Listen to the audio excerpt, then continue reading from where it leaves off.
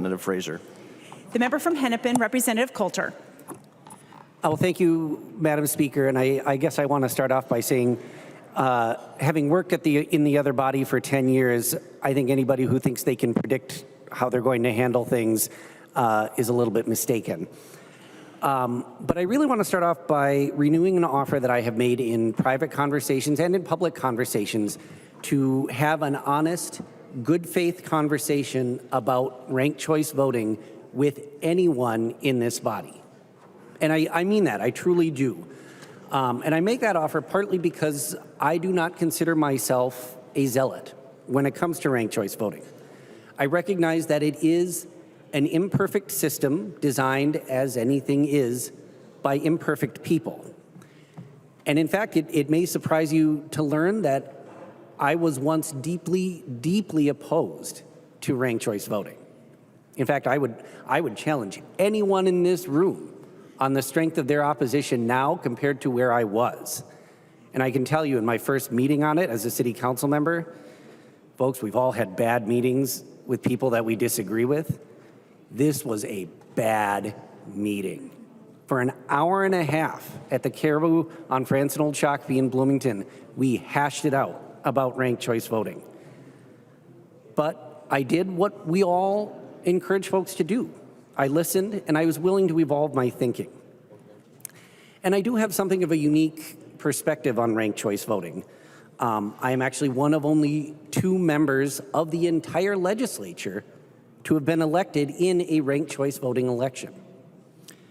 And when I ran for re-election in the Bloomington City Council in 2021, it was on the ballot, it was myself and 2 other more conservative candidates. And when the first choice votes were counted, I ended up receiving about 47% of the vote, less than a majority. Had all of the third place finishers, voters, ranked the second place finisher, I would have lost, and I would have had a lot more free time on Monday nights. But they didn't. I ended up receiving about 1/3 of the votes of the third place finisher. I'm also, as it happens, the only member of the entire legislature who has actually had to implement ranked choice voting at the local level.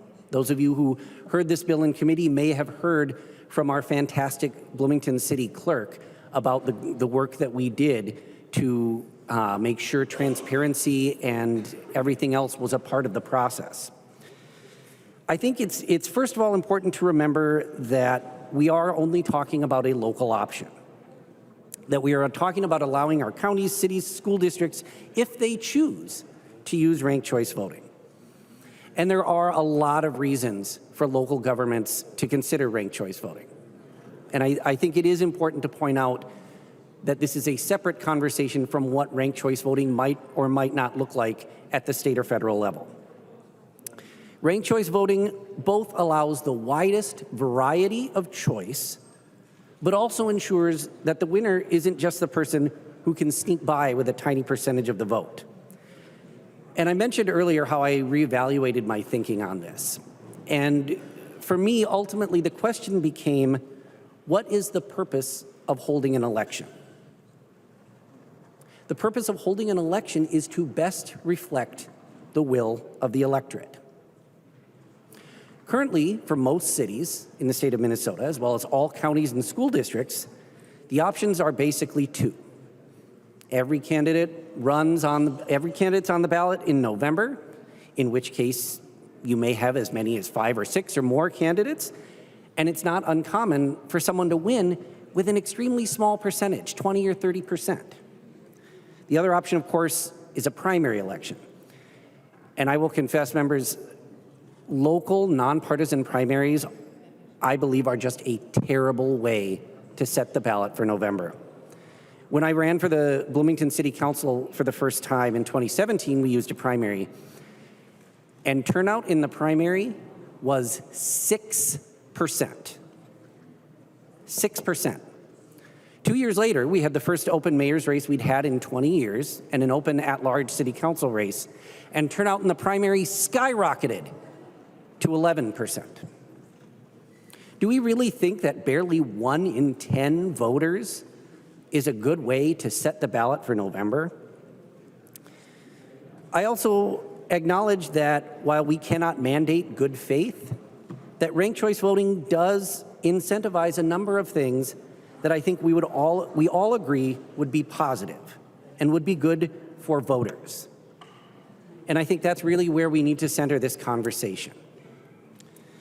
So in closing, I don't believe that ranked choice voting is the savior of our democracy. That's because I know that people, all of us, we are the saviors of our democracy. Our ability to think, to debate, to innovate, to open our minds to new ideas and possibilities is how we have continued to move forward and make progress. This bill would allow every county, city, and school district the opportunity that my community had to evaluate ranked choice voting, to have the public conversation, to center the voices of their people, and decide for themselves if it's right. They should have that ability. Vote yes. The member from Anoka, Representative Scott.